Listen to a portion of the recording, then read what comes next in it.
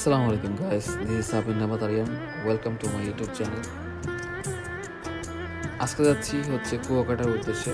অবশ্য টাইটেল থেকে বুঝতে পারছি অলরেডি আমরা পায়রাবন্ধ সেতুর কাছাকাছি। সো কুয়াকাটাতে বেশ অনেকবার আমার যাওয়া হয়েছে, 2বার বাইক নিয়ে গেছি।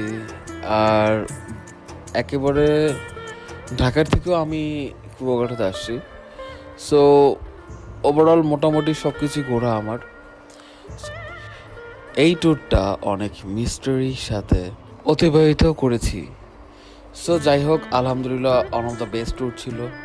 আমার মূলত প্ল্যান ছিল যে যেদিন যাব ওই দিনই ব্যাক করা। সো রাইট নাও অনেক লেট হয়ে গেছে, এই কারণে প্ল্যান করছি যে এক রাত থাকবো, দেন পরের দিন সকালে বা দুপুরবেলার দিকে রওনা দিব। সো যেই কাজ সেই কাজই করা। আলহামদুলিল্লাহ আমরা অনেকটা কাছাকাছি চলে আসছি। সব কিছুর মধ্যে মজার বিষয়টা হচ্ছে এইখানে কেউ কাউকে বলে আসতে পারে নাই। আর এটা সম্পূর্ণ সাডেন প্ল্যান। আর মূলত আমার সব কিছুই সাডেন প্ল্যানেই করি, চেষ্টা করি আর কি, এটাই আর কি মজা। সো যেহেতু কেউ কাউরে বলি নাই, সো সবার মধ্যে একটু টেনশন ছিল, বাট ওকে, ব্যাপার না এটা। সো আমার সাথে আছে শাকিব, আমার ছোট ভাই শোয়েব, আর একটা ছোট ভাই লিমন। সো আমরা এই 5 জনে মিলেই যাচ্ছি হচ্ছে কুয়াকাটা। এত টোল, মানে এই সাইডটা হচ্ছে অনেকে বলে টোলের সাম্রাজ্য। আলহামদুলিল্লাহ আমরা এখন পায়রাবন্ধ সেতুর উপরে। সো যেটা হয়েছে, আমার যেহেতু অনেকদিন পরে আমি ব্লগিং স্টার্ট করছি, সো আমার এখন অনেকটা জড়তা ফিল হচ্ছে। এই ভিডিওটার মাধ্যমে বুঝতে পারতেছেন। সো আমি অনেকবারই বলার ট্রাই করতেছি, বাট হইতেছে না। Hello everyone. সো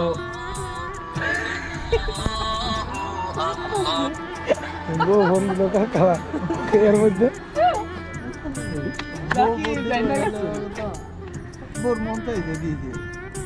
যে রাতের দিকে প্ল্যান আমরা যে হচ্ছে কুয়াকাটা আসবো। সো আমার পিছনে আছে সাকিব।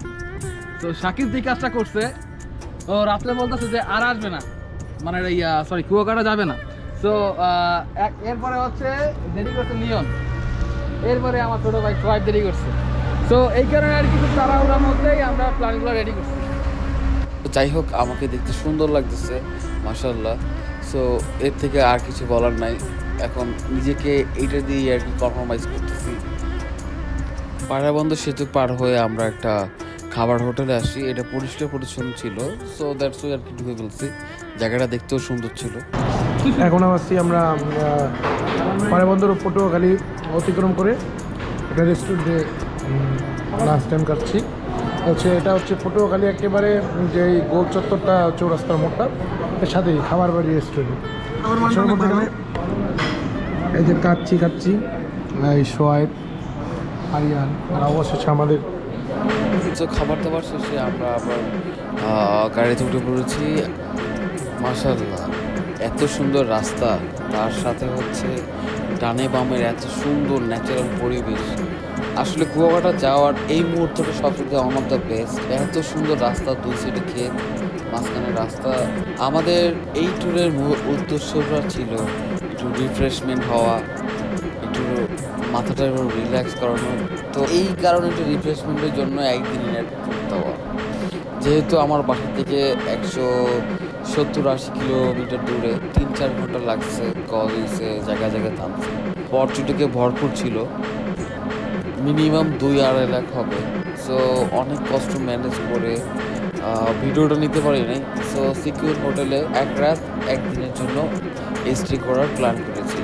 সো এখানে সিকিউরিং ভাড়া নিয়েছে, যেহেতু সিজনাল ব্যাপার। তো আজকে শনিবার, সো একটু ভাড়াটা একটু বেশি।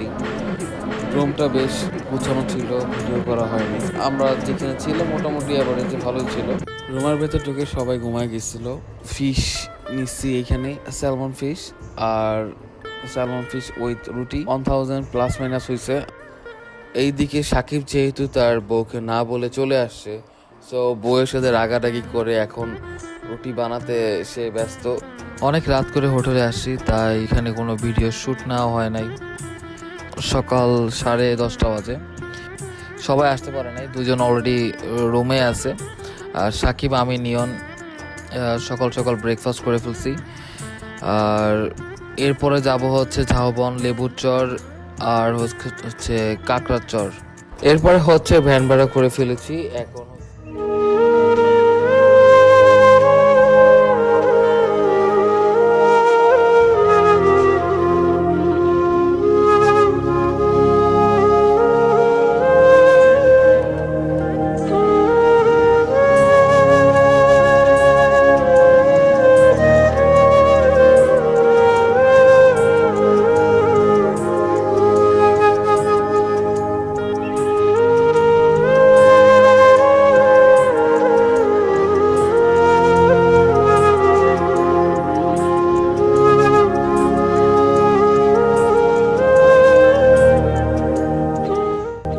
সো ওইখান থেকে ঘোরাঘুরি করে শপিং টপিং করে দেন হচ্ছে আবার হোটেলে চলে আসছি। এরপরে হচ্ছে যেহেতু সমুদ্রে আসছি তো একটু না ভেজাভেজি করলে কি হয়, তো ওই আবার কালো হওয়ার জন্য প্রস্তুতি নিলাম। তো সানস্ক্রিন যা আছে সব লাগাইলাম, কোনো কাজ হবে না আই নো, বাট তাও লাগাইলাম। সো আমাদের চেক আউট করার কথা ছিল 12টার দিকে, অলরেডি বাজে 11:30। তো দেখি কি করা যায়। সো এখন বেরোতে বেরোতে বেজে গেছে হচ্ছে 12:30 প্লাস, 1টার কাছাকাছি। এখন যাই হোক, অলরেডি লেট, বা পরে বোঝা যাবে। আর এখন সব ভাই বোনেদের আসছে, একটু ভেজাভেজি করছি, দেন আবার রুমে ব্যাক করছি। রুমে ব্যাক করে দেখি যে 3:30 বাজে। সো অনেক জোস।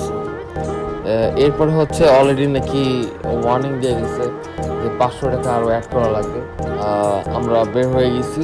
তো বের হয়ে তাকে চাবিটা বুঝিয়ে দিয়ে দেন তাকে কনভিন্স করে 500 টাকা না দেওয়ার কথা বলছি। সো তো সে লোকটা খুব ভালো ছিল। তো এরপরে হচ্ছে লাঞ্চ করার জন্য বের হয়েছি। এরপরে খাবার দাবার শেষ, সোনার বাংলাদেশ আবার রওনা হয়ে গিয়েছি। তো স্বপ্ন যাবে বাড়ি আমার এই গান শুনতে শুনতে আমরা চলে আসি। মুখটা নাড়াতে ছিলাম তো যাতে সবাই বুঝতে পারে যে আমি গান গাইতে পারি। একটু ভয়েস শুনলেই বুঝতে পারবে।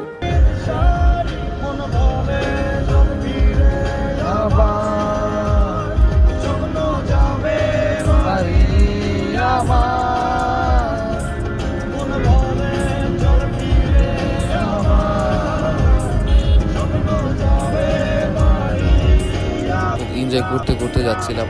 আর জায়গাটা দেখছেন ভাই, অস্থির না? সো কুয়াকাটা কি আসবেন? অবভিয়াসলি আসবেন। আসলে কুয়াকাটাটা হচ্ছে একেবারে পুরো ন্যাচারাল। যারা যারা একটু ন্যাচারালভাবে পছন্দ করেন সব কিছু, একটা ট্যুরিস্ট আসবে, সো একটা অ্যাট্রাকশন, হ্যাঁ, এইসব টাইপের কোনো কিছুই নেই, সব কিছুই আগের মতোই আছে। এই ব্যাপারটা খুবই আর কি মানে খারাপ লাগবে। সো এইখানে যেহেতু চলে আসি তো ভাবলাম যে পায়রা বন্দরে ঢুকে পড়ি। তো পায়রা বন্দরে ঢুকলাম, অনেক ছবি টবি তুললাম।